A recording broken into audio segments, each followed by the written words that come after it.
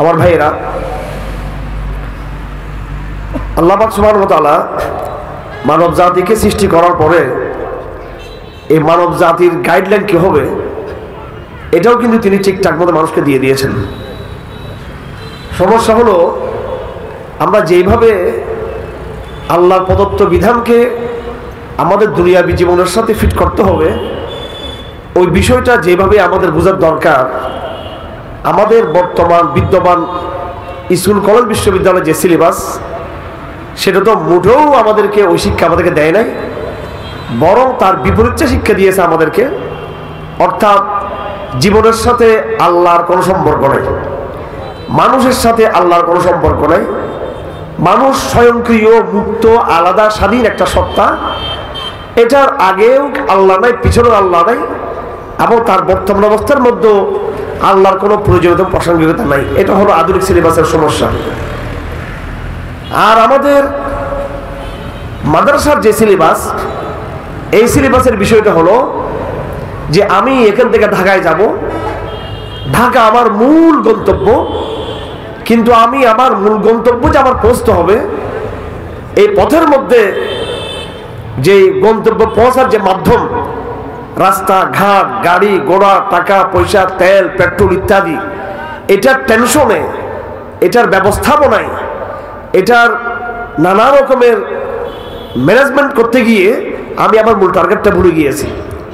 আমাদের ছাত্ররা নাহু পড়তে পড়তে, সরফ পড়তে পড়তে, বালাগত পড়তে পড়তে, উর্দু সাহিত্য আর আরবি সাহিত্য পড়তে পড়তে, এরপর উসুলে ফেকা পড়তে পড়তে, উসুলে হাদিস পড়তে পড়তে, কোরআনে কারীমের যেটা মূল বিপ্লবী মর্মবাণী, কোরআন যে মানব জাতির একটা সংবিধান, কোরআন যে কিয়ামত পর্যন্তের জন্য একটা স্থায়ী জীবন ব্যবস্থা, যেটা বৈশ্বিক সমস্ত জীবন ব্যবস্থার বিরুদ্ধে একটা অত্যন্ত সফল এবং বাস্তব জীবন ব্যবস্থা, এবং সেটা কিভাবে, ওটা আমাদের আর ধরার শক্তি আমাদের নাই, আর খর্ব হয়ে গেছে।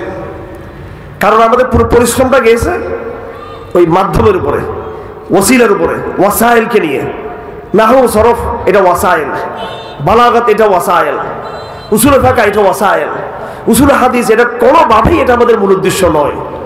উসুল হাদিস হচ্ছে একটা ওয়াসাইল। তো এইভাবে এই ওয়াসাইলগুলোতে লিপ্ত থাকতে থাকতে, পড়তে পড়তে আমাদের 10 বছরের সাধনা, আমাদের 8 বছরের সাধনা, আমাদের 12 বছরের সাধনা, আমাদেরকে সাহাবাওয়ালা যে মূল যে লক্ষ্য, সে লক্ষ্য থেকে আমাদেরকে দূরে ঠেলে দিয়েছে আমাদেরকে। অর্থাৎ আমরা হয়ে গেলাম ফন্নি আলেম, অর্থাৎ শিল্পগত আলেম। ইমাম ইবনে খালদুন রাহমাতুল্লাহ বলেছেন, ওয়াসার আল ইলমু ফি হাদাল জামানি ফান্নান, ইলম এই জমানায় একটা শিল্প হয়ে গেছে, এটা একটা আর্ট, এটা একটা এই দুনিয়াবী ব্যবস্থার মতো, একটা শিক্ষা ব্যবস্থার মতো একটা ব্যবস্থা হয়ে গেছে। এটার যে মূল নিগুড় রহস্য, এটার যে একটা তথ্য, এটার যে একটা বাস্তবতা, মানব জীবনকে প্রভাবিত করার, মানব জীবনকে আন্দোলিত করার, মানব জীবনকে কোরআন দিয়ে পরিপূর্ণ পরিবর্তন করে দেওয়ার, এই জিনিসটা কিন্তু আর হচ্ছে না। যার কারণে লাখ লাখ মাদ্রাসার ছাত্র ভারতে, বাংলাদেশে, পাকিস্তানে, কিন্তু এই সমাজকে আমরা বদলাতে পারলাম না কেউ, এই রাষ্ট্রকে আমরা বদলাতে পারলাম না, এই সংবিধানকে বদলাতে পারলাম না, এই শিক্ষা ব্যবস্থাকে বদলাতে পারলাম না, এই আইন ব্যবস্থাকে বদলাতে পারলাম না। বাংলাদেশের গুড়ি কয়েক সুশীল, এরা যখন হাসিনা পতন ঘটলো, এরাই কিন্তু সেই আন্দোলনের গ্যানার হয়ে গেল, এরাই বেনিফিশিয়ারি হয়ে গেল। 4-5টা এনজিও, এদের লোক, এদের বর্তমান সরকার, তত্ত্বাবধায়ক সরকার অর্ধেকের বেশি তাদের লোক। অথচ আমরা কিন্তু এই সুযোগটাকে গ্রহণ করতে পারলাম না। আমরা বরং আমাদের যিনি গিয়েছেন তিনিও স্রোতে গা ভাসিয়ে দিয়েছেন। স্রোতের মধ্যে আমাদের দায়িত্ব ছিল লিডারশিপের, আমাদের দায়িত্ব ছিল এই জাহাজের নাবিক হওয়ার। আমরা তো জাহাজের নাবিক হওয়ার দূরের কথা, আমরা জাহাজের সফল যাত্রী হতে পারি নাই। আমরা এই জাহাজের কতগুলো মিসকিন, অথর্ব এবং গণার বাইরে আমরা কতগুলো এই জাহাজের গরিব মিসকিন বাসিন্দা হয়ে রইলাম আমরা। এই জন্য তো আমাদের কোরআন আসে নাই, এই জন্য আমাদের হাদিস আসে নাই।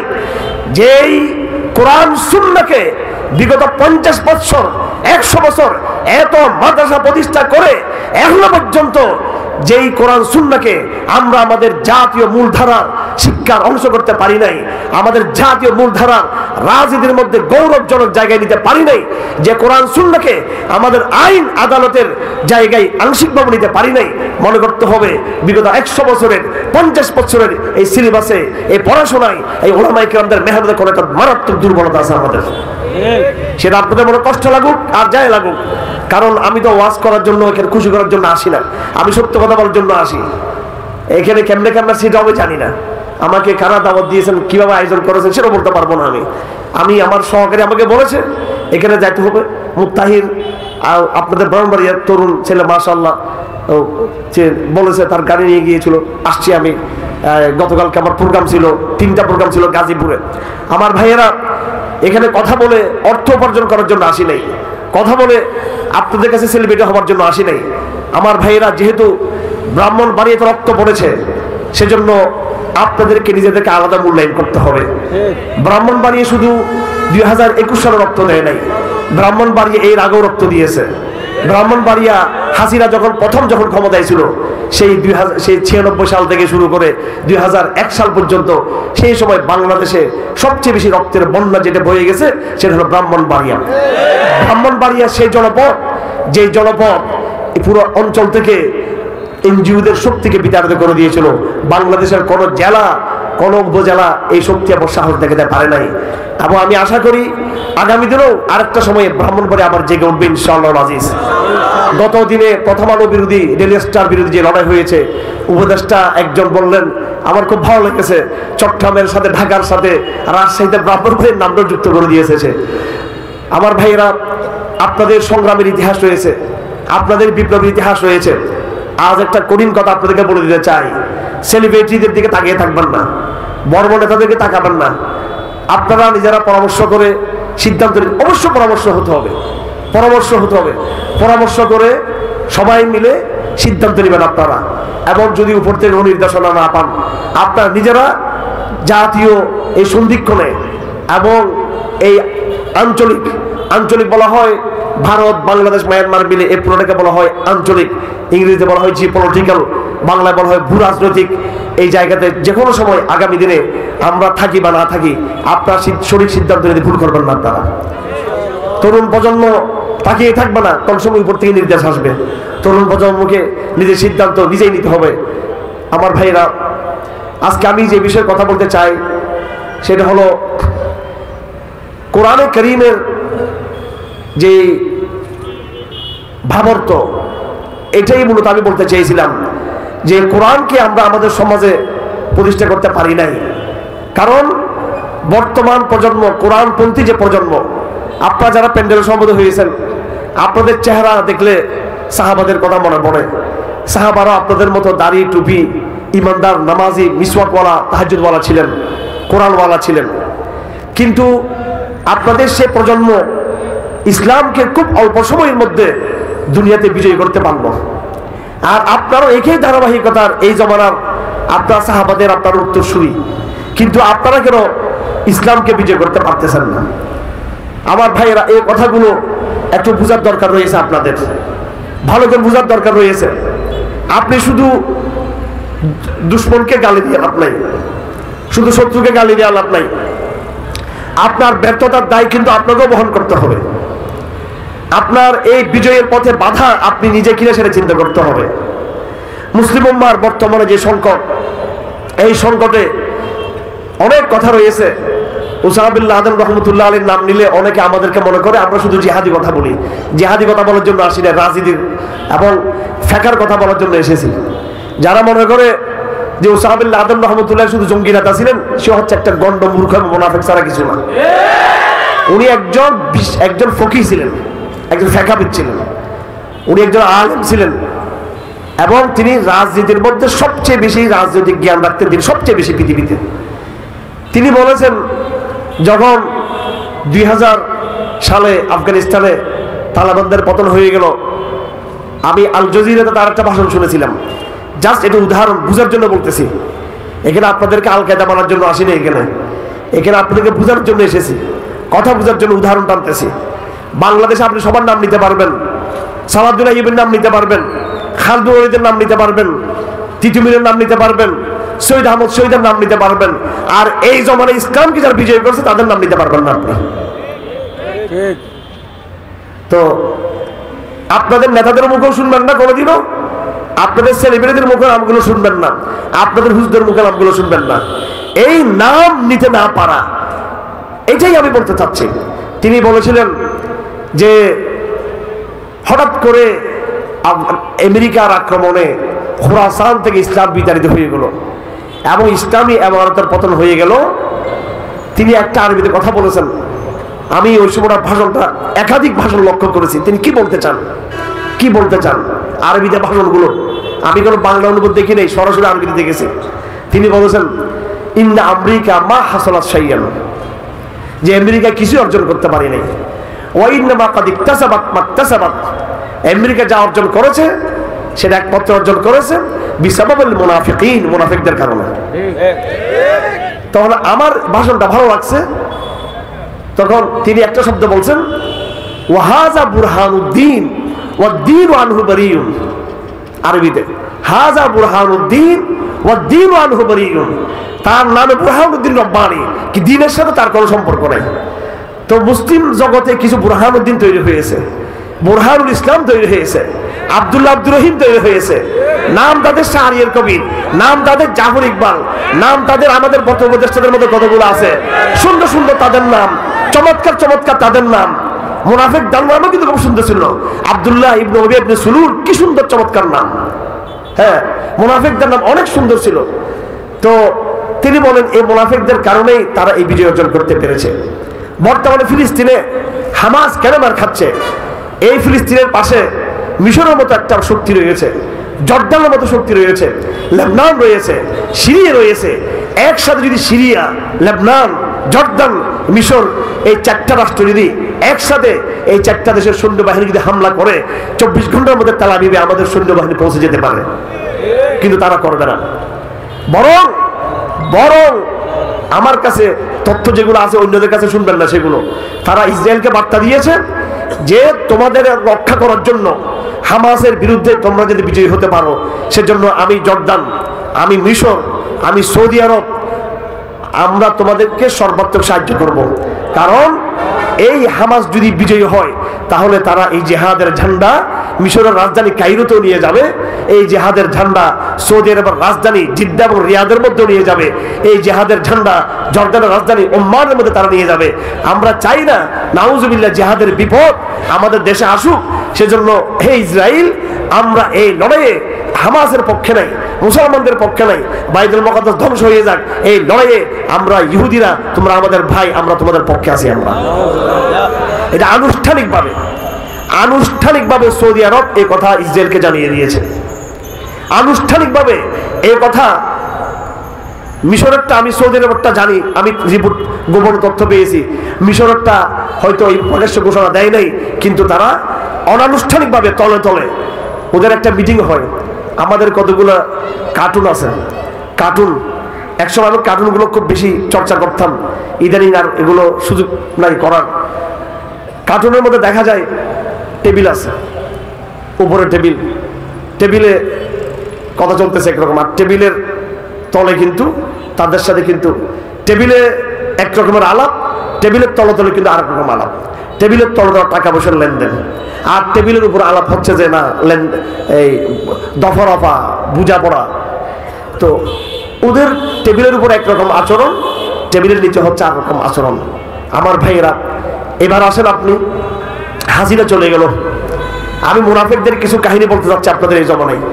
তাহলে বর্তমানে ফিলিস্তিনের যে সংগ্রাম, মুক্তির যে সংগ্রাম, এই সংগ্রামে আমরা সফল হইতে পারি নাই। কেন পারি নাই?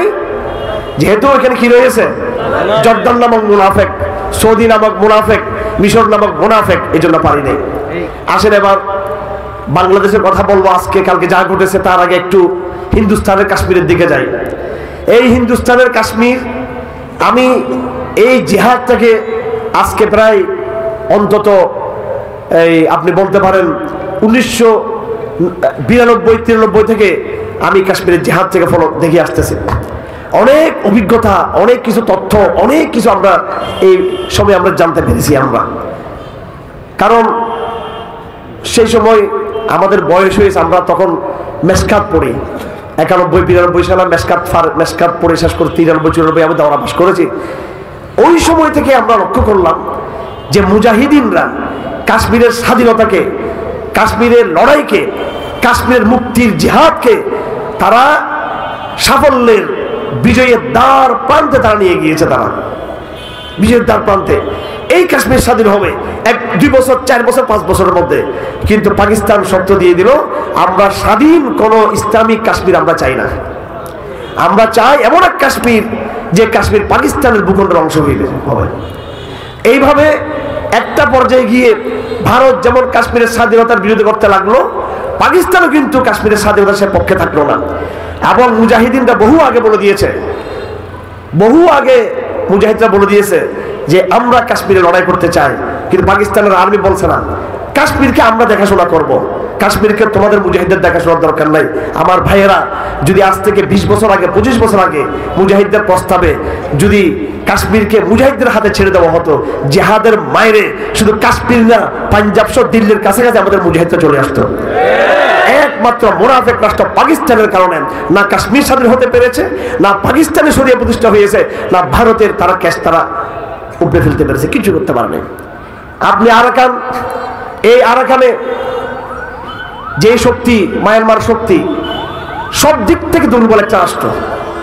বাংলাদেশের যে জনশক্তি, বাংলাদেশের যে রিজার্ভ ফান্ড, বাংলাদেশের সাথে 50টার মতো মুসলিম রাষ্ট্রের সাথে বাংলাদেশের সম্পর্ক, বাংলাদেশের সাথে এইভাবে বিশ্বের সমস্ত ইউরোপের, আমেরিকার রাষ্ট্রের সাথে মায়ানমারের তুলনায় বাংলাদেশের কূটনৈতিক অবস্থা অনেক ভালো অবস্থায় বাংলাদেশ রয়েছে। এবং বাংলাদেশের জনগণ মায়ানমারের জনগণের চেয়ে অনেক বেশি শিক্ষিত। এমন একটা শিক্ষিত দেশ বাংলাদেশ, শক্তিশালী বাংলাদেশ, যার ডান দিকে রয়েছে 40 থেকে 50টা মুসলিম রাষ্ট্র, আর যার বাম দিকে রয়েছে, অর্থাৎ বাম হাতে রয়েছে আমেরিকা, ইউরোপের মতো রাষ্ট্র। এত সুযোগ সুবিধা, আমেরিকাও বাংলাদেশের পক্ষে আছে আরাকানের বিষয়ে, মুসলিম সৌদি আরব আছে, তুরস্ক আছে, মালয়েশিয়া আছে, সব রাষ্ট্র বাংলাদেশকে বলছে আমরা সাহায্য করতে চাই। কিন্তু বাংলাদেশের বিগত দিনের মুনাফিক সরকার আর বর্তমান যারা আছে এরাও একই অবস্থা কিনা আল্লাহ মালুম, তারা কেউ এই আরাকানের মুসলমানদেরকে সাহায্য করার জন্য একটা বুলেট তারা মুসলমানদেরকে তারা সাহায্য করে নাই। যার ফলশ্রুতিতে আরাকান তো আমাদের হাত ছাড়া হলো, এখন বাংলাদেশের সীমান্ত এলাকা, পার্বত্য চট্টগ্রাম, এটা পর্যন্ত এখন হুমকি শিকার হয়ে গেছে। এখন কি কারণে, কার কারণে, কেন হয়েছে? এটা মুনাফিক শাসক গোষ্ঠীর কারণে। এবার আসেন বাংলাদেশের বিদ্যমান অবস্থা। সর্বশেষ আমাদের কিছু ভাইয়েরা, এখানে কোনো বড় বড় দলের কোন নেতাদেরকে দেখা যায় নাই, তারা প্রথম আলো অফিস ঘেরাও করলো, ডেইলি স্টার অফিস ঘেরাও করলো। হাসিনা বিরোধী সংগ্রামে, আন্দোলনে, এই সংগ্রামে অনেক ব্যক্তি আমাদের সাথে ছিল, অনেক ব্যক্তি আমাদের সাথে ছিল। কিন্তু যখন হাসিনাকে আমরা তাড়িয়ে দিলাম, হাসিনা যখন বিতাড়িত করে দিলাম, ছাত্র সমাজ যখন এই আন্দোলনটা করলো, সফল হলো, এরপরে হাসিনার আন্ডা বাচ্চা যেগুলো রয়ে গেছে বাংলাদেশে, হাসিনা কেন আমাদের শত্রু এটা ভালো করে বুঝতে হবে। হাসিনার সাথে বিএনপির লড়াই হচ্ছে ক্ষমতার লড়াই, হাসিনার সাথে অন্যদের লড়াই হচ্ছে ক্ষমতার লড়াই। হাসিনার আমলে অনেক সাংবাদিক হাসিনার বিরোধী ছিলেন, কারণ তারা সাংবাদিকতার মর্যাদা পান নাই।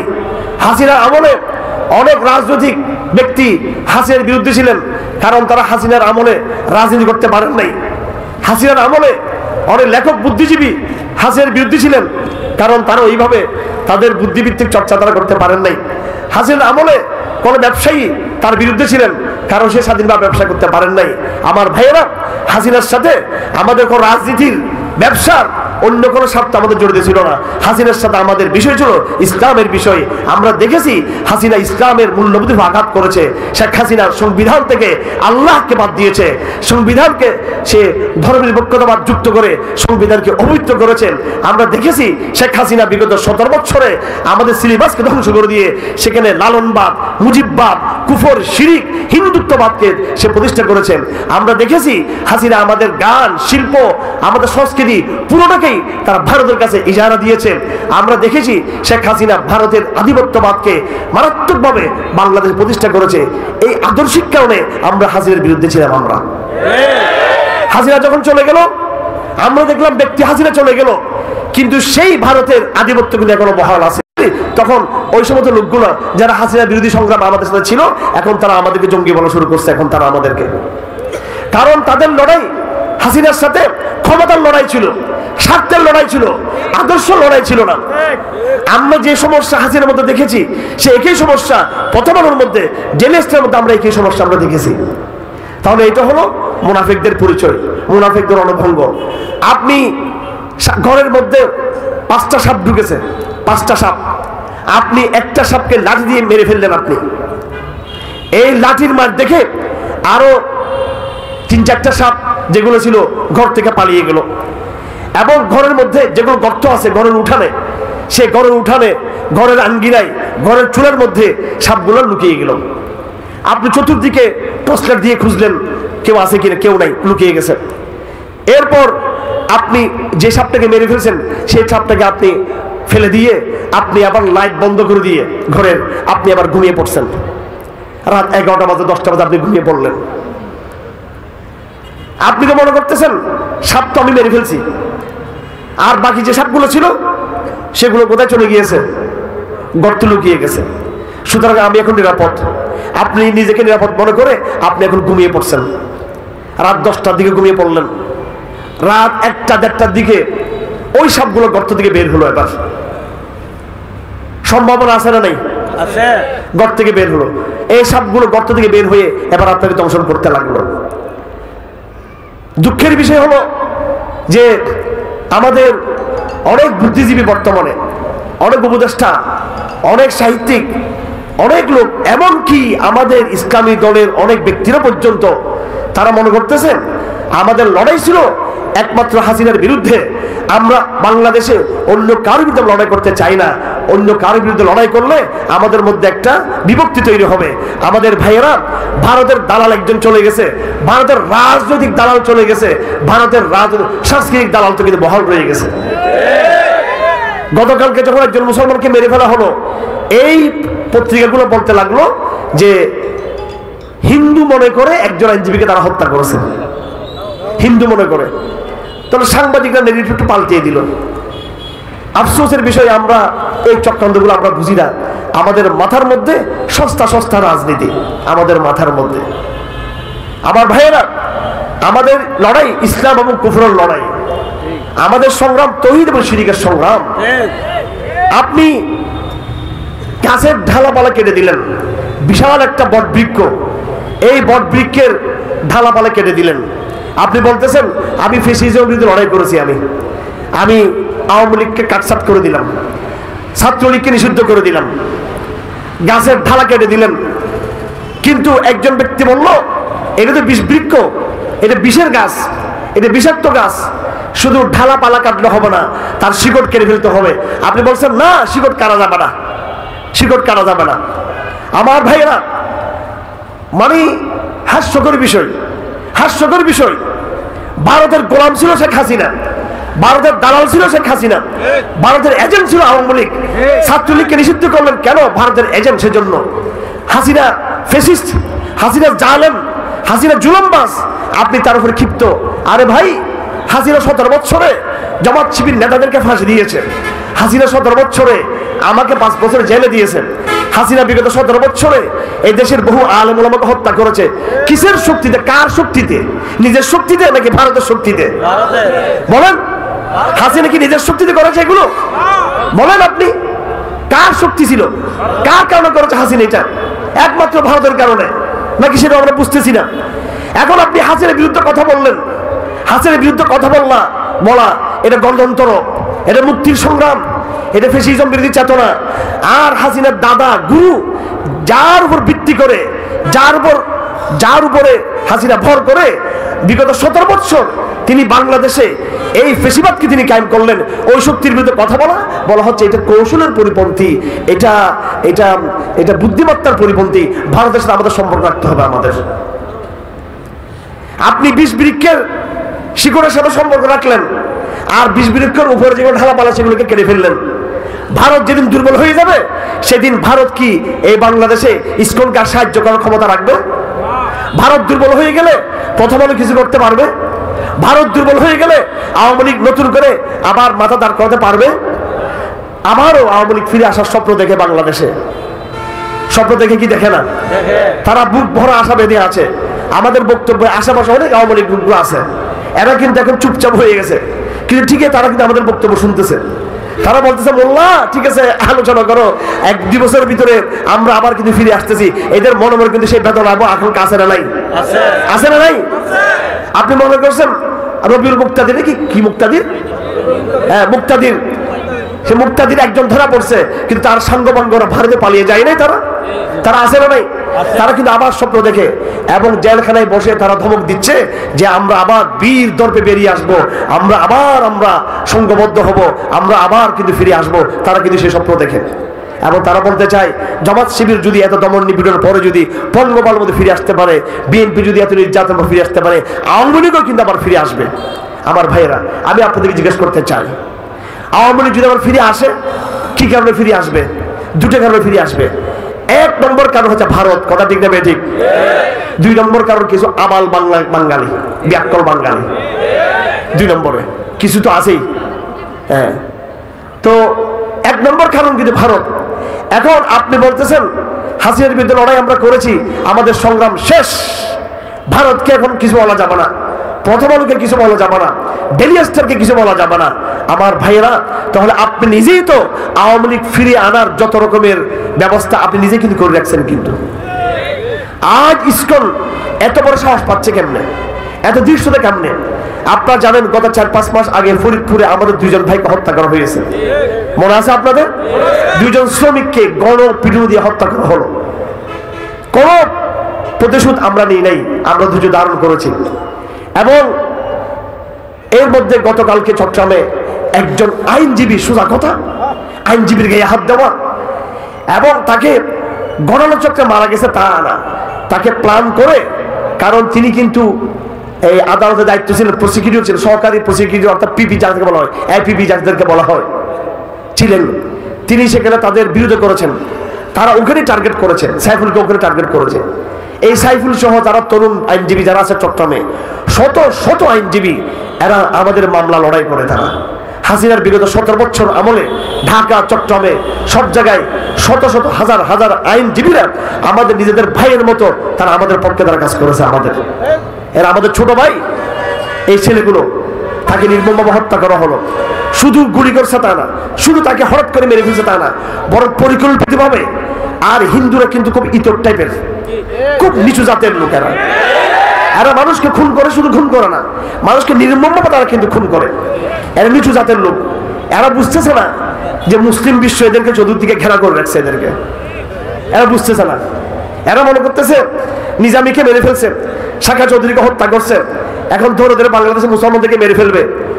এবং ইসকন তো আমাকে চট্টগ্রামে খুব টার্গেটে রাখছে, আমাকে এখন বর্তমানে 1 নম্বর আছি আমি একটা কথা আজকে বলে দিচ্ছি, আমার যদি কিছু হয়, আমি তো ইসকনকে আমি গণি নাই, তো পাত্তাও দিই না আমি এদেরকে। ইসকন ফিসকন বাংলাদেশের হিন্দু আওয়ামী লীগের পাত্তা দিই না। আমি ভারতকে উদ্দেশ্য করে বলতেছি কথাটা, যদি আমার ব্যক্তিগত কিছু হয়ে থাকে, আমি এখানে কারো কোনো সাহায্য চাইবো না।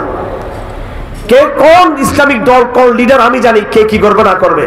তবে ভারতকে বলে দিচ্ছি, আমাদের কিছু হয়ে গেলে, আমার কিছু হলে, তোমার ভারতের তোমার নারী পুরুষও আমি ইনশাল্লাহ আমাদের ভাইরা জায়গা মধ্যে টান দিয়ে ফেলবে ইনশাল্লাহ।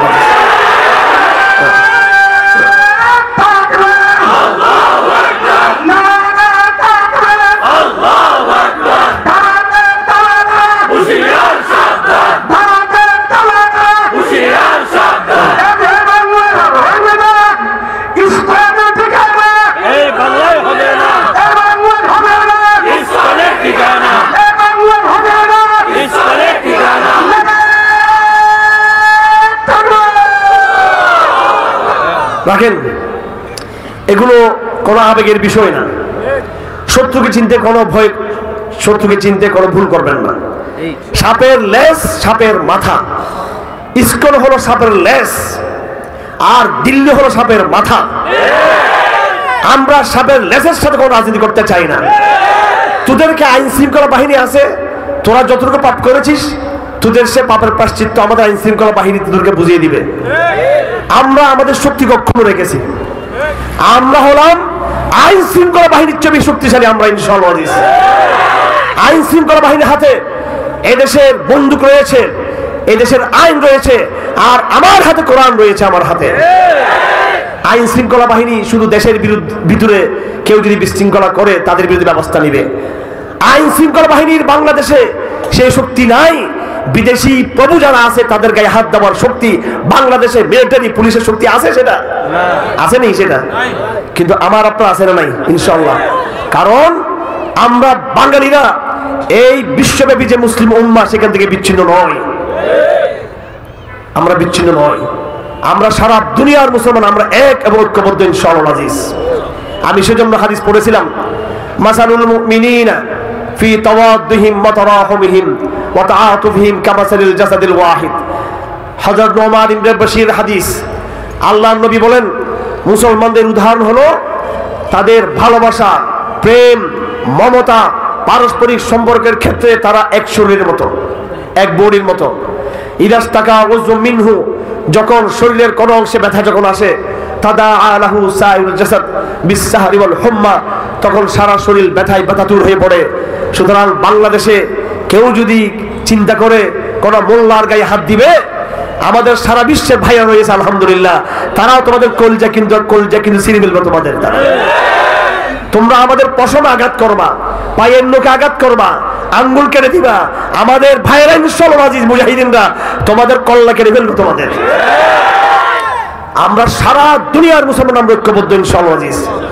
বাবরি মসজিদকে ধ্বংস করেছো, এই খতগুলো আমাদের রয়েছে। ভারতের লাখ লাখ মুসলমানকে হত্যা করা হয়েছে, সব প্রতিশোধের খাতা বায়োডাটা কিন্তু আমাদের কাছে রয়েছে। কিন্তু এগুলো অনেক অপরাধ জমে গেছে তোমাদের। বাংলাদেশে বিগত 17 বছর তোমরা অনেক অন্যায় পাপ করেছো। তোমরা দুঃখের বিষয়, জামাত শিবিরের জন্য আমার আফসোস লাগে।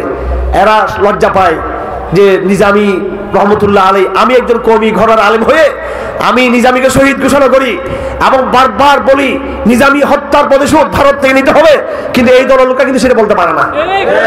এটা সেম, লজ্জার বিষয়টা আপনাদের জন্য। এটা আপনি মনে করেছেন আপনি ভারতকে খুশি রেখে ক্ষমতা চলে যেতে পারবেন? ভারত তো যে ছেলেটা মারা গিয়েছে সেই ছেলেটা হেফাজতের ছেলে ছিল না, সেই তো শিবিরের কর্মী ছিল এক সময়। অথচ আপনারাই তো তাদের কাছে গিয়ে সঙ্গীত পড়েছিলেন চট্টগ্রামে দুর্গাপূজার সময়। আমাদের শিবিরের কিছু ভাইয়েরা খুশি করার জন্য আপনারা সঙ্গীত পড়েছেন। আপনারা তাদেরকে আপন মনে করে সঙ্গীত পড়তে গিয়েছেন দুর্গাপূজায়, আর তারা আপনাকে জমা করে দিয়েছে। লাভ নাই, এদেরকে বন্ধু লাভ নাই। আমার সাথে এখন ইসকন যোগাযোগ করতেছে এখন আলাপে বসার জন্য। হ্যাঁ, আমি স্পষ্ট বলে দিয়েছি, আমি এখানে আমার সহকারী আছে। কত সালে বসছিলাম আমি? নভেম্বরের 10 তারিখ 2020 সালে আমি চট্টগ্রামে ইসকনের সাথে ডায়লগ করেছিলাম। তারা নিউ মার্কেটে স্লোগান তুলেছিল, একটা দুইটা হেফাজত ধর, ধৈর্য ধরে জবাই কর, একটা একটা চরমুনাই ধর, ধরে ধরে জবাই কর, একটা একটা জামাত শিবির ধর, ধরে ধরে জবাই কর। তারা কিন্তু জামাত শিবির হেফাজত কেউ ছিল না। কিন্তু গতকালকে যেই ভাইকে মেরেছে, তারা তাকে কি শিবির মনে করে মেরেছে নাকি মুসলমান মনে করে মেরেছে তাকে? আজকে তার সাইফুলের জানাজায় লাখ লাখ মানুষ সমবেত হয়েছে। তারা কি হেফাজত হয়ে গিয়েছে, জামাত শিবির হয়ে গিয়েছে, চরমুনাই হয়ে গিয়েছে, নাকি তারা মুসলমান হয়ে আমরা জানাতে পড়তে গিয়েছি? আমাদের লড়াই সংগ্রামের ময়দানে পড়ছে আমাদের একটা, সেটা মুসলমান। আর তারা যখন আমাদেরকে হত্যা করতে চায়, মারতে চায়, তারা মুসলমান মনে করি, তারা কিন্তু আমাদের হত্যা করে।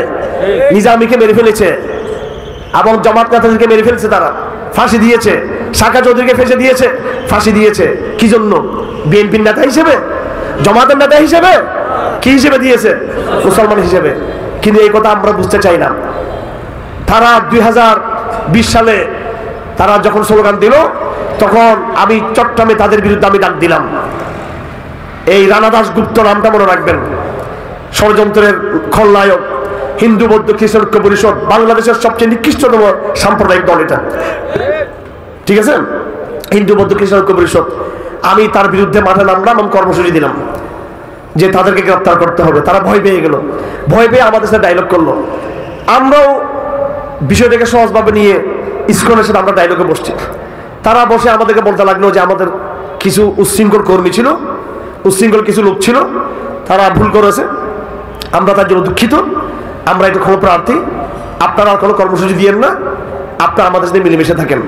ডক্টর আবু খালেদ সাহেব ছিলেন, মওলানা শামীম ছিলেন, হেফাজতের আর কিছু নেতারা ছিলেন, আমি ছিলাম। আমি তাদেরকে বললাম, শোনো, যা হওয়ার হয়ে গেছে, এক জায়গায় থাকলে সেটা ঝগড়া ফসল মারামারি হতে পারে। এখন আমি তোমাদেরকে দাওয়াত দিচ্ছি, যেভাবে খ্রিস্টানদেরকে দাওয়াত আমাদের নবীজি দিয়েছেন কোরআনের ভাষায়, কুল ইয়া আহলে কিতাব তাআলাউ ইলা কালিমাতিন সাওয়াইন বাইনা ওয়া বাইনাকুম আল্লা না'বুদা ইল্লাল্লাহ। যদিও তোমরা আহলে কিতাব না, যদিও তোমরা খ্রিস্টান ইহুদি না, তারপরও আমরা ওই ভাষায় কথা বলতে চাই তোমাদেরকে, তোমরা তৌহিদ গ্রহণ করো। আমি তখন তাদেরকে তৌহিদের দাওয়াত দিলাম এবং নবীজি সাল্লাল্লাহু আলাইহি সাল্লামের কিছু সিরাতের বই তাদেরকে দিলাম এবং আরো কিছু দাওয়াতি লিটারেচার তাদেরকে দিলাম। এগুলো সব ভিডিওতে আছে, সব কিছু আছে। এবং তালিমুল ইসলাম যে আমাদের কিতাব আছে ছোট্ট, আপনারা নিশ্চয়ই সব পড়ছেন আপনারা, এই তালিমুল ইসলামে রাম এবং কৃষ্ণ সম্পর্কে কিছু কথা আছে, ওগুলো আমি তাদেরকে শুনাইলাম যে আমাদের সিলেবাসে রাম সম্পর্কে, কৃষ্ণ সম্পর্কে এই কথাগুলো এইভাবে আকীদার বইয়ে লেখা আছে, ওখানে যেভাবে লেখা আছে আমরাও ওইভাবে আমরা কথা বলতে চাই। আমরা আমাদের পক্ষ থেকে পুরো উদারতা দেখাইলাম। এরপরে দিন শেষ হলো, আমরা ডায়লগ করলাম, তারা চলে গেল, আমরা চলে গেলাম। কিন্তু আমার ভাইয়েরা তাদের ষড়যন্ত্র থেমে থাকেনি। তারা যখনই সুযোগ পেয়েছে, সময় পেয়েছে, তারা আমাদেরকে ছুবল মেরেছে। 2021 সাল আসলো, আমরা গ্রেপ্তার হয়ে গেলাম। তখন হাসিনা আমাদের বিরুদ্ধে লড়াই শুরু করলো, মূর্তি আন্দোলন শুরু হলো, বাংলাদেশ মূর্তিবিদ আন্দোলন। সেই সময়ে আমাদের উপর নিপীড়ন শুরু হলো। আরো বিভিন্ন বিষয় নিয়ে সরকার এবং মোদির আন্দোলনকে কেন্দ্র করে তখন কিন্তু ইসকন সরকারকে সাহায্য করেছে। অথচ আমি তাদেরকে বিপদ থেকে রক্ষা করেছিলাম। আমি সেই দিন ডায়লগ না করলে ওদের কিন্তু খবর ছিল। জেল থেকে 2023 সালে বের হলাম। গত বছরের ঘটনা, হিন্দুরা, আমাদের একজন বোন, সে চট্টগ্রামে বাড়ি, হিন্দু ছিল, সম্ভ্রান্ত ঘরের মেয়ে। এই হিন্দু মেয়েটা ইসলাম গ্রহণ করে সাভারের ঢাকার একজন হিন্দু মুসলিম ভাইকে সে বিয়ে করলো। এখন সে বিয়ে করে তাদের সাথে সংসার করলো। তার পরিবার ওই হিন্দু মুসলিম ভাইটার বিরুদ্ধে অপহরণের মামলা দিল এবং তাকে পুলিশ দিয়ে সাভার থেকে গ্রেফতার করে চট্টগ্রাম কারাগারে তাকে আবদ্ধ করে দিল। তখন আদালত ওই মেয়েটাকে ডাক দিল যে তুমি তোমার স্বামীর সাথে থাকবা নাকি তুমি তোমার মা বাবার সাথে থাকবা। আমাদের ওই বোনটা, মুসলিম মুসলিম বোন, আপনি আমাদের সবার বোন, সে আদালতে বলল যে আমি আমার মুসলিম স্বামীর সাথে থাকবো। দেখেন, যেই ছেলেটা তাকে বিয়ে করছে সেও কিন্তু মুসলমান ছেলে ছিল না, সেও কিন্তু আগে হিন্দু ছিল, পরে সে ইসলাম গ্রহণ করেছে। আমাদের কি ভাই, আব্দুল্লাহ ওমর ভাই, আব্দুল্লাহ ওমর ভাই এবং তার ভাই আলামিন, এরা স্মার্ট ছেলে, মাশাআল্লাহ। এরা অনেক, আপনি দেখলে খুশি হয়েছে। এদের নামাজ, এদের ইবাদত এবং এদের কথা বলা, এরা দুর্ভাই আল্লাহ পাকের দায়ী। আমার অনেক ভক্ত, আমার কলজের টুকরা ভাই। এরা কিন্তু অমুসলিম ছিল, এরা নিজেরাও মুসলিম ছিল, এরা হিন্দু ছিল, এরা সম্ভ্রান্ত হিন্দু পরিবারের সন্তান ছিল, এরা মুসলিম ছিল না। তো একটা হিন্দু ছেলে, সে একটা হিন্দু মেয়েকে বিয়ে করছে। সেই হিন্দু ছেলেটাও আগে ওই হিন্দু ছেলেটা সে ইসলাম গ্রহণ করছে। সে এখন মুসলমান, আগে হিন্দু ছিল। মেয়েটাও এখন মুসলমান, আগে হিন্দু ছিল। তো সমস্যা কিসের? সমস্যা কিসের? যদি কোনো হুজুর তাকে বিয়ে করতো, যদি কোনো হেফাজতের নেতা, হেফাজতের কর্মী, জামাত শিবিরের ছেলে ফেলে ওই মেয়েটিকে বিয়ে করতো, একটা কথা ছিল যে ইসলামপন্থীরা আমাদের মেয়েদেরকে মুসলমান জোরপূর্বক মুসলমান বানাচ্ছে। আরে যে ছেলেটা বিয়ে করলো সেই তো স্বেচ্ছায় হিন্দু ধর্ম ত্যাগ করে সে ইসলাম গ্রহণ করেছে। সুতরাং এখানে তো জোরাজুরি কিছু নেই। স্বেচ্ছায় ছেলেটা ইসলাম গ্রহণ করলো এবং স্বেচ্ছায় ওই চট্টগ্রামের মেয়েটা ইসলাম গ্রহণ করলো, তারা সংসার করলো। এখন তাকে অপহরণ মামলা দিল, পুলিশ তাকে ধরে নিয়ে গেল। বাংলাদেশের মতো একটা মুসলিম রাষ্ট্রে একজন ভাই ইসলাম গ্রহণ করার দায়ে মাসকে মাস তাকে আদালতে থাকতে হলো। আমি তো চট্টগ্রামের সমস্ত বিষয়গুলো দেখি। আমি তখন আইনজীবী নিয়োগ করলাম এবং আমাদের চট্টগ্রামের সমস্ত তৌহিদবাদী ভাইয়ের ঐক্যবদ্ধ হলো। আমরা ভাইটাকে মুক্ত করতে পারলাম না। ঠিক আছে, ভাইটা জেলখানে চলে গেল। আমরা আবার বোনটাকে মুক্ত করতে চাইলাম, বোনটাকে আদালতে দাঁড় করাইলাম। তখন বোনটা আদালতে দাঁড়িয়ে বলল যে আমি স্বেচ্ছায় ইসলাম গ্রহণ করেছি, কেউ আমাকে জোর জবরদস্তি করে নাই, এবং আমি ওমরকে আমি আব্দুল্লাহ ওমরকে আমি বিয়ে করেছি, তা আমি তাকে স্বামী হিসেবে গ্রহণ করেছি। আমি একজন প্রাপ্তবয়স্কা নারী, আমি তাকে স্বেচ্ছা আমি তাকে গ্রহণ করেছি আমার স্বামী হিসেবে, এটা আমার অধিকার। তখন আদালত তাকে বললো ঠিক আছে, তুমি ফ্রি, তুমি এখন বাসায় চলে যাও, তুমি তোমার স্বামী থাকবা, তুমি স্বাধীন বাবা থাকো। মেয়েটা যখন আদালত থেকে বের হলো, সাথে সাথে হিন্দুরা ঝাপটে পড়লো মেয়েটার উপরে। তো মেয়েটা আবার দৌড় দিয়ে বিচারকের কামরায় ঢুকে পড়লো। আমরা অনেক চেষ্টা করলাম, যেহেতু আমরা পুরুষ ছিলাম, আমরা তো মেয়েটাকে আর টাচ করতে পারতেছি না। সেখানে আমাদের একটা ভুল হয়ে গেছে। আমি আমাদের বোনদের উদ্দেশ্যে বলতে চাই, আমাদের বোনদেরকেও খেয়াল রাখতে হবে। কোনো মহিলা বিপদে পড়লে আমাদের মেয়েরা তো তাদেরকে উদ্ধার করে। এই লড়াইয়ে আমাদের বন্ধুদেরকে সামিল থাকতে হবে, মাদ্রাসার ছাত্রীদেরকে সামিল থাকতে হবে। তার মানে মেয়েরা আমাদের সাথে মিলিয়ে স্লোগান তুলবে তা না, নাউজুবিল্লাহ। মেয়েরা পর্যবেক্ষণ করবে, যদি আমাদের কোনো দিনই বোন সমস্যা যদি পড়ে, হ্যাঁ, এখন ছেলে তো মেয়েকে আর উদ্ধার করতে পারবে না হাত ধরে, মেয়েরা মেয়েদেরকে উদ্ধার করবে। সেই জন্য যদি আদালতে আমাদের 10টা বোন থাকতো, দিনদার বোন থাকতো, বোরকা পরা বোন থাকতো, ইমানদার, তাহলে তারা মেয়েটাকে ঝাপ্পে ধরে তারা গাড়িতে করে নিয়ে আসতে পারতো তারা। কিন্তু সেটা হয় নাই, কারণ মেয়েটাকে আমরা সেভ করতে পারি না। তো বাধ্য হয়ে আদালত মেয়েটাকে আবার জেলখানায় ফেলে দিল। এটাকে বলে সেফ কাস্টডি বলা হয়, এটাকে সেফ কাস্টডি দিয়ে দিল। এখন মেয়েটাও জেলখানায় গেল এবং ছেলেটাও জেলখানায় গেল। এবার ইসকন চট্টগ্রামের অলিতে গলিতে এবং যেইভাবে গতকালকে আদালত তাণ্ডব চালিয়েছে, ঠিক সেদিন তারা স্লোগান আছে, একটা দুটা শিবির ধর, একটা দুটা মোল্লা ধর, ধরে ধরে জমা কর, এইভাবে তারা আমাদের বিরুদ্ধে তারা স্লোগান দিল। আমার ভাইয়েরা, আমি প্রশাসনের উদ্দেশ্যে বলতে চাই, স্পষ্ট বলতে চাই, সেদিন আমার যে জনশক্তি ছিল, সেদিন যে জনশক্তি আমার ছিল, হাজার হাজার কই মাদ্রাসার ছাত্র, শত শত স্কুল কলেজ বিশ্ববিদ্যালয়ের ছেলেরা আমার সঙ্গে ছিল। তারা, আমি স্কুলকে পিছিয়ে ফেলতে পারতাম, সেদিন আমি পিছিয়ে ফেলতে পারতাম তাদেরকে মার দিয়ে, কিন্তু আমি ধৈর্য ধারণ করেছি। আমাকে গালি দিয়েছে, আমি গোয়েন্দা সংস্থার লোকদেরকে বলেছি, দেখেন এরা কিন্তু বাড়াবাড়ি করতেছে। আর আফসোসের বিষয়, এই গোয়েন্দা সংস্থার মধ্যে 3টা গোয়েন্দা সংস্থা, ডিজিএফআই, এনএসআই, এসবি, শুধু একটা সংস্থা আমাদেরকে সাহায্য করতে এসেছে। আর একটা বড় সংস্থা যারা হেফাজতের সময় বিভিন্ন বিষয়ে তারা প্রশ্ন করতো, তারা কোনো রকম সাহায্য করে না তারা আমাদেরকে। আলহামদুলিল্লাহ, তাদের সাহায্য লাগে নাই। আমি ঢাকাতে তাদেরকে ফোন করেছি, সরকারি প্রশাসনে কোনো সাহায্য তারা করে নাই। যাই হোক, এইভাবে এই ইসকন আমাদের বিরুদ্ধে রাস্তাঘাটে এইভাবে তারা সন্ত্রাসী লেলিয়ে দিল, স্লোগান দিল। অনেক কষ্ট করে ধৈর্য ধারণ করে আমি আমার ছেলেকে থামিয়ে রেখেছি আমি। এরপরে ওই বোনটাকে আমরা জামিন করাইলাম। যেদিন জামিন করাবো সেদিন শত শত হিন্দু ছেলেরা চতুর্দিকে তারা অস্ত্র শস্ত্র নিয়ে ওই মেয়েটাকে কিডন্যাপ করে নিয়ে যাবে তারা। তখন জেল কর্তৃপক্ষ একটা ভালো কাজ করেছে, আমরা তাকে বলেছি যে আপনি মেয়েটাকে আমাদের হাতে দিয়ে দিবেন, অর্থাৎ তার যে আত্মীয় স্বজন, যারা অর্থাৎ মুসলিম ভাইয়ের আত্মীয় স্বজন তার হাতে দিয়ে দিবেন। তখন প্রশাসন আমাকে বলল যে ওই মেয়ের স্বামী যারা আছে অর্থাৎ মুসলমান, তাদেরকে পাঠান। তখন আমরা গাড়িটা একদম জেলখানার ভিতরে পাঠিয়ে দিয়েছি গাড়িটা। ওইভাবে কৌশল উদ্ধার করছি। করার পরে আমাদের দাওয়াতি ভাইয়েরা চতুর্দিকে হুন্ডা গাড়ি নিয়ে ওই মেয়েটাকে সেফটি দিয়ে তারা ঢাকা পর্যন্ত পৌঁছিয়ে দিয়েছে, আলহামদুলিল্লাহ। এইভাবে একের পর এক সংগ্রাম করে যাচ্ছে আমরা। এটা একটা লড়াই, বহু লড়াই এরকম, বহু লড়াই এরকম। হিন্দুরা আমাদের জমি দখল করতে যাচ্ছে এখন। হিন্দুরা চট্টগ্রামে অনেক মসজিদ মাদ্রাসার জমি দখল করার স্বপ্ন তারা দেখে তারা এখন। যাই হোক, আমরা এই পর্যন্ত ধৈর্যের পরিচয় দিয়েছি। গতকালকে একজন আইনজীবীকে মেরে ফেলেছে। এই আদালতে শত শত অমুসলিম হিন্দু আইনজীবী, তারা ইসলামের বিরুদ্ধে এমন কোন ষড়যন্ত্র নাই যেগুলো তারা করতেছে না, বিগত হাসিনা আমল থেকে শুরু করে এখনো পর্যন্ত। এবং এই যে আইনজীবীকে হত্যা করেছেন, আমি আজকে একটা কথা বলতে চাই, এইটার পিছনে হিন্দু আইনজীবীদের চক্রান্ত ছিল। অথচ ভিডিও ফুটেজ থেকে সরকার গ্রেপ্তার করতেছে শুধু যারা সরাসরি আক্রমণ ছিল। সরাসরি আক্রমণ করছে সন্ত্রাসীরা, কিন্তু কে সাইফুলকে চিনিয়ে দিল? আইনজীবী আইনজীবীকে চিনেন। এই জন্য আমি দাবি দিতে চাই, এই হিন্দু আইনজীবী আদালতে যারা গতকালকে চিন্ময়ের পক্ষে লড়াই করেছে এবং সাইফুলকে যারা চিহ্নিত করে দিয়েছে, প্রত্যেকটা ওই হিন্দু আইনজীবীগুলোকে গ্রেপ্তার করতে হবে যারা ইসকনের সদস্য। এবং শুধু সরাসরি যারা তাকে হত্যা করেছে শুধু তাদেরকে নয়, বরং সাংগঠনিকভাবে তারা যদি আদালতে কর্মসূচি না দিত তাহলে কিন্তু এই হত্যাকাণ্ড ঘটত না। আমার ভাইরা, আমি গ্রেপ্তার হই নাই, হয়েছিলাম কিনা? 3-3বার গ্রেপ্তার হয়েছি আমি। 5 বছর জেলে ছিলাম। আমাকে কেন্দ্র করে আমাদের লোকেরা কোন ব্যক্তিকে হত্যা করেছে? তোদের লোক ধরা বললে তোরা মুসলমান হত্যা করবি।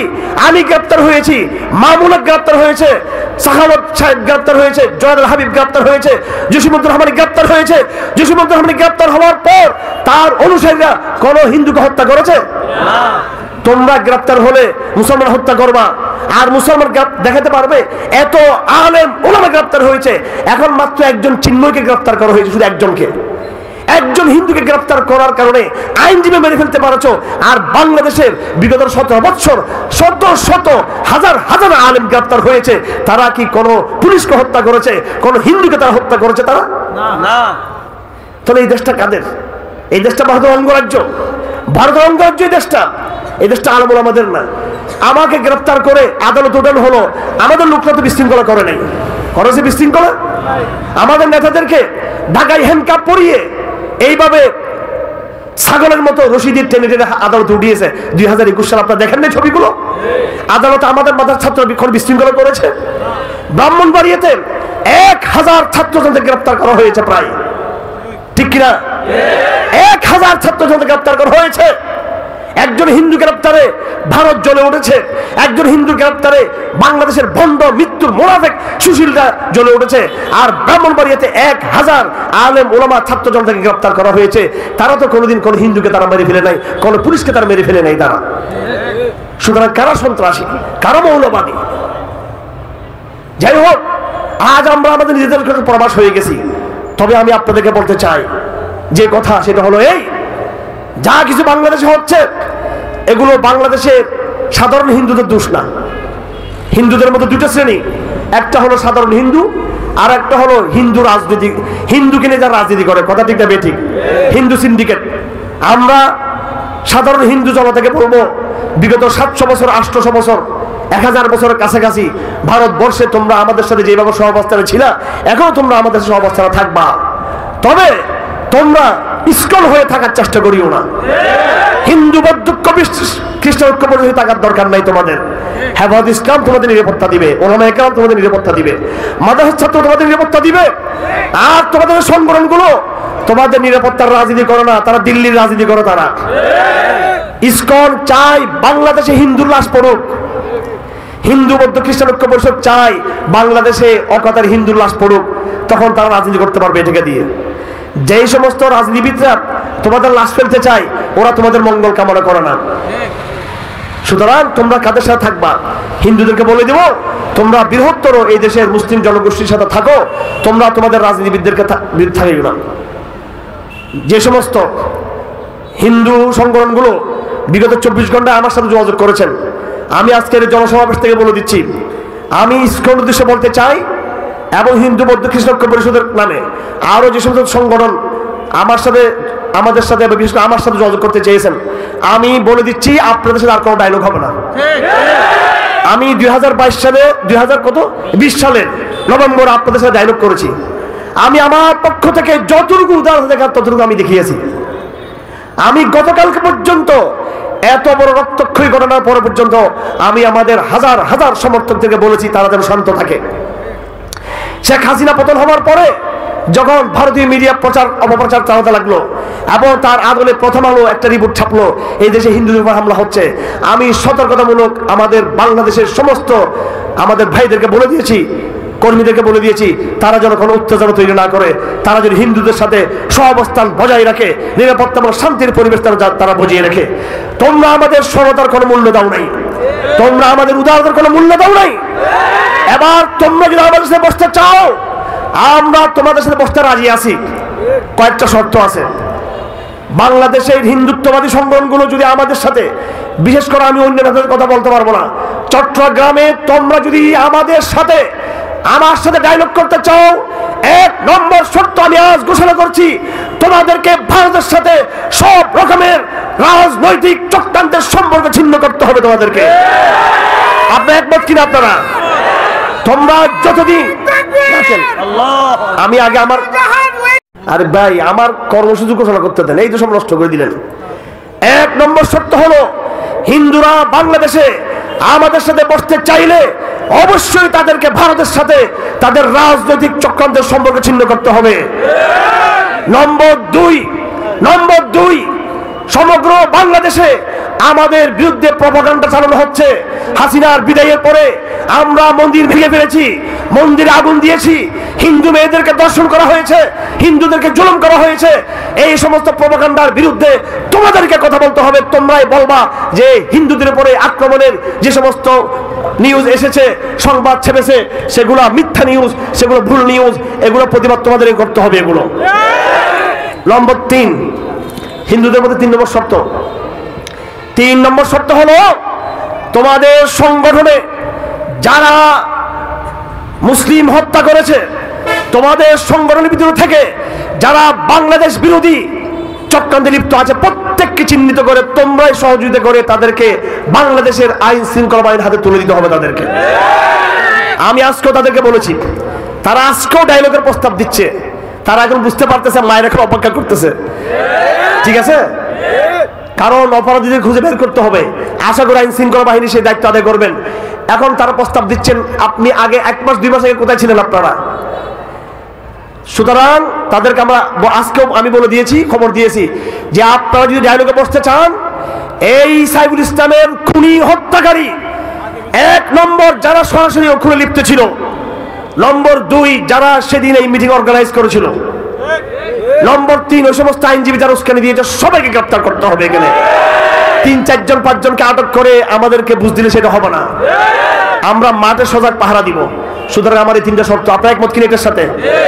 1 নম্বর শর্ত, এই হিন্দু সংগঠনগুলো ভারতের সাথে তাদের সম্পর্ক ছিন্ন করতে হবে। 2 নম্বর শর্ত হলো তারা যে মিডিয়াতে প্রচার হচ্ছে তাদের উপর জুলুম নিচ্ছে, মিথ্যা ভুয়া নিউজ, এটা তাদেরকে বলতে হবে যে এটা ভুয়া নিউজ, মিথ্যা নিউজ, তাদের উপর কোনো এইভাবে আক্রমণ হচ্ছে না। নম্বর 3, তারা আইন শৃঙ্খলা বাহিনীকে সাহায্য করবে, তাদের অপরাধীকে তারাই খুঁজে বের করে সাহায্য করবে তারা। এরপর আমরা দেখবো তাদের সাথে ডায়লগ করা যায় কি যায় না, সেটা আমরা পরে দেখবো। এবং আমার শেষ কথা হলো আপনাদের উদ্দেশ্যে, আপনার সাপের লেজে লাঠি মারবেন নাকি সাপের মাথায় মারবেন? আমার ভাইয়েরা, আমি এক দিল্লির নাম ধরে বলতে চাই, আমাকে অনেকে নিষেধ করে দিল্লির নাম ধরিয়েন না, গজপতির হিন্দের কথা বলিয়েন না। ওরা জয় শ্রীরাম বলতে পারবে, আর মুসলমান গজপতির হিন্দের কথা বলতে পারবে না। যেখানে এই জয় শ্রীরাম চলবে সেখানে গজপতির হিন্দের স্লোগান আমরা তুলবো সেখানে।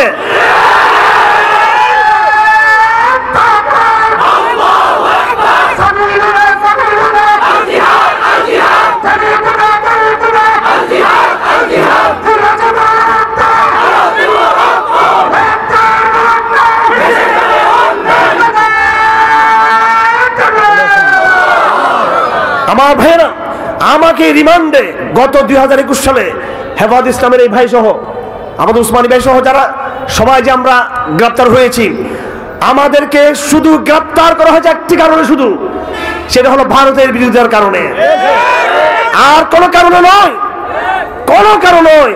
শুধু আধিপত্যবাদের বিরুদ্ধে লড়াই করে সেই জন্য গ্রেপ্তার করা হয়েছে, এবং সেজন্য আমাদেরকে টর্চার করা হয়েছে, জুলুম করা হয়েছে। এখনো সেই মামলা প্রত্যাহার হয় নাই। যেই সমস্ত উপদেষ্টারা, আসিফ নজরুল সাহেব, আপনাকে আমি বলতে চাই আজকে, আপনি এখনো মামলা প্রত্যাহার করেন নাই। আপনার মুখে বড় কথা শুনে পাই না, আপনার কাছে আমরা কোনো সাহায্যের আবেদন করব না। আপনাকে উপদেষ্টা বানিয়েছি আমরা, দেশের জনগণ বানিয়েছে আপনাকে। আপনি আমাদেরকে পরামর্শ দিয়েন না প্রথম আলোর ব্যাপারে কি করতে হবে, ডেলের ব্যাপারে কি করতে হবে। ওইসব ম্যাচুরিটি আমাদের আছে, প্রজ্ঞা আমাদের আছে, পলিটিক্যাল সায়েন্সের জ্ঞান বুদ্ধি আমাদের আছে। আপনি একটা প্রফেসর না, আমরাও প্রফেসর, আমরাও শিক্ষাবিদ, আমরাও লেখক, আমরাও পড়ালেখা করেছি। আপনি ঢাকা বিশ্ববিদ্যালয় 2 দিনে ক্লাস করে শুধু নিজেকে বুদ্ধিমান মনে করিয়েন না আপনি। সুতরাং আমরা উগ্রবাদিতা দেখাবো না, আমরা ঠান্ডা মাথায় রাজনীতি করবো। আপনি মনে করেন না যে আমরা একবার হাবাগোবা সবগুলো, হেফাজত মানে, ওলামা মানে, ব্রাহ্মণবাড়িয়ার ছাত্রদল মানে শুধু হাবাগোবা, এটা মনে করিয়েন না। আমরা সচেতন ভাবে গিয়েছি প্রথম আলো ঘেরাও করার জন্য, কারণ প্রথম আলো ভারতের এজেন্ডা বাস্তবায়ন করতে চায়। আমি আসিফ নজরুল সাহেবকে বলবো যে যেহেতু আপনি আইন উপদেষ্টা হিসেবে আছেন, অনতি বিলম্বে নির্বাহী ঘোষণা দিয়ে ব্রাহ্মণবাড়িয়া সহ হাটহাজারী, চট্টগ্রাম, ঢাকা সহ বাংলাদেশে ওলামায়ে কেরামদের বিরুদ্ধে আরোপিত সমস্ত মামলা প্রত্যাহার করতে হবে, সমস্ত মামলা। কবে কোন সরকার, নির্বাচিত সরকার আসবে, তারপর মামলা প্রত্যাহার হবে, কিংবা বিভিন্ন আপনার কাগজপত্র তৈরি করেছেন বিভিন্ন ফরম্যাটের বিরুদ্ধে, এই সমস্ত ফরম্যাটে আমরা ধারি না। এগুলো নির্বাহী ঘোষণা দিবেন আর বলবেন সমস্ত মামলা এক নির্বাহী ঘোষণা প্রত্যাহার করা হলো। ছাত্রলীগকে ঘোষণা দেন না আপনারা নির্বাহী ঘোষণায়, এই ঘোষণা দিবেন এইভাবে। আপনাদের প্রতি আমরা তামাজ করতে পারবো না আপনাদেরকে। আর অন্যথায় আমরাও কিন্তু আগামী দিনে আমাদের সুদূর প্রসারী বিপ্লবের রাস্তা আমরা হাঁটবো। কিন্তু আমরা, আমাদের মিশন শেষ হয় নাই, শুধু বাংলাদেশ নয়, পুরো ভারতবর্ষ জুড়ে আমরা ইসলামকে আবার কায়েম করব। যে ইসলাম শায়েস্তা খান আমলে ছিল, আলমগীর আমলে ছিল, ওই ইসলামকে আবার ওই জায়গায় আমরা নিয়ে যাবো ইনশাআল্লাহ আজিজ, ইনশাআল্লাহ আজিজ। আমার ভাইয়েরা, আমি আর বক্তব্য এখানে শেষ করলাম। আমি কথা বলেছিলাম মুনাফিকদের বিষয়টা নিয়ে, সেই সম্পর্কে আমি কোরআন সুন্নাহর আলোকে পুরো বিষয়টা বলতে পারলাম না। কিছু উদাহরণ দিতে গিয়ে উদাহরণ এত বেশি যে মূল কথাটাই বলতে পারলাম না। আমার ভাইয়েরা, আপনারা মুনাফিকদের কাতারে থাকবেন নাকি সাহাবা ওয়ালা সত্যবাদীদের কাতারে থাকবেন, এই সিদ্ধান্ত আপনাকে নিতে হবে। কোনোভাবে যেন মুনাফিকদের কাতারে যেন আমরা শামিল না হই, এটা সচেতন থাকতে হবে। আমাদেরকে অবশ্যই সাহাবাদের সিরাতকে ফলো করে সত্যবাদী কাফেলার পথে আমাদেরকে থাকতে হবে ইনশাআল্লাহ আজিজ। আমাদের লড়াই শেষ হয় না, লড়াই শুরু হয়েছে মাত্র। আর যেটা বলতে চাচ্ছিলাম সেটা হলো যে বাংলাদেশের হিন্দুদের কিন্তু কোনো মাথা কাপড়ের দরকার নাই। আমাদের হিন্দুত্ববাদের রাজনীতি যারা করে, চক্রান্ত করে, তাদের সাথে আমাদের বোঝাপড়া আছে এবং আমাদের মূল বোঝাপড়া দিল্লির সাথে। আমাদের এই দিল্লিকে অবশ্য ডায়লগ আসতে হবে আমাদের সাথে। দিল্লি শান্তি চাইলে বাংলাদেশের মোল্লাদের সাথে ডাইরেক্ট আলাপে বসতে হবে। আর দিল্লি চক্রান্তের পথ বেছে নিলে আমরা দিল্লিকে ওই পথেই আমরা জবাব দিতে রাজি আছি, তৈরি আছি ইনশাআল্লাহ। দিল্লি যেই পথে আগাতে চায় দিল্লিকে সেই পথেই স্বাগত জানানো হবে। দাঁড়ান, দিল্লি যদি ডায়লগ করতে চায় আমরা ডায়লগ করব। দিল্লি যদি অপরাজনীতি করতে চায় আমরাও রাজনীতি মোকাবেলা করব। আর দিল্লি যদি লড়াই করতে চায় আমরাও লড়াইয়ের জন্য গর্জে উঠবো। আমরা যেই পথে তুমি আসবা আমিও সেই পথে আগাবো ইনশাআল্লাহ। ডায়লগের প্রস্তাব দিচ্ছি, ডায়লগ করো, আসো বসো। তোমরা কি চাও? তোমরা তালেবানদের সাথে ডায়লগ করতে পারো। আর যাদেরকে তালেবানদের বাচ্চা কাচ্চা মনে করে আমাদেরকে, আর আমাদেরকে তোরা জঙ্গি বানাস। তোরা ওদিকে আব্বারাকে, তালেবানদেরকে, পাকিস্তানকে বাপরাকে, পাকিস্তানকে পানির হিচ্ছে ঠিকই তারা দিচ্ছে, কিন্তু পাকিস্তানকে বাংলাদেশের তাদের যেমন নদীর হিসাব আছে, পাকিস্তানের সাথে নদীর হিসাব আছে, কিন্তু কোনোদিনও পাকিস্তানকে তারা এক সামান্য পানির হিচ্ছা তারা কম দিচ্ছে না, যেহেতু পাকিস্তান বন্দুকের ভাষায় কথা বলতে পারে সেজন্য। তালেবানদেরকে তারা নিয়মিত ব্যবসা বাণিজ্য করে। আর বেটা দিল্লি আমাদেরকে তোরা বানিয়েছিস তালেবানদের, বাট আমরা পুত্র, আমরা তালেবানদের পুত্র না, আমরা তালেবানদের বাচ্চা কাচ্চা না, আমরা কোরআনের সন্তান। আমরা আমাদের রাজনীতি তালেবান হয়ে করার দরকার নাই। আমাদের মতো আমরা আমাদের রাজনীতির রূপরেখা ঠিক করবো আমরা। সুতরাং তোমার নিরাপত্তা আমাদের ডায়লগের মধ্যে রয়েছে। তুমি শাহবাগীদের সাথে আলাপ করলে হবে না, তুমি ডেলিয়াসটার প্রথম আলো এড়িয়ে দিও না, তুমি দালাল এড়িয়ে দিও না। উপদেষ্টার মধ্যে তুমি কিছু তোমার লোক ঢুকিয়েছো, সাংবাদিকদের মধ্যে বহু, এখনো অর্ধেক মিডিয়া ভারত নিয়ন্ত্রণ করে, আমরা জানি এগুলো। আওয়ামী লীগও ফিরে আসতে চায় ভারতের উপর ভার করে, কোনো লাভ নাই। ভারতকে আগাগোড়া অতীতের রাজনীতিকে তওবা করে আমাদের সাথে শান্তি প্রস্তাব নিয়ে বসতে হবে। অন্যথায় আমাদেরও আখিরুল হাইয়াল আস-সাইফ, তরবারি আমাদের শেষ তরবার। তোমরা যদি এই শান্তির পথ বাদ দিয়ে অশান্তি, অরাজকতা, যুদ্ধ চাপিয়ে দিতে চাও, আমরাও তরবারির সিদ্ধান্ত নিয়ে বাধ্য হবো। আমরা তখন ওয়াখিরু দাওয়ানা আলহামদুলিল্লাহি রাব্বিল আলামিন ওয়া মা'আল বালাগ ওয়া সাল্লাল্লাহু তাআলা খাইরা খালকি মুহাম্মদ ওয়া আলিহি ওয়া সাহবিহি আজমাইন। আমি সময় নয় ফেলেছি, দুঃখিত, আমি খবরার্থী সময়।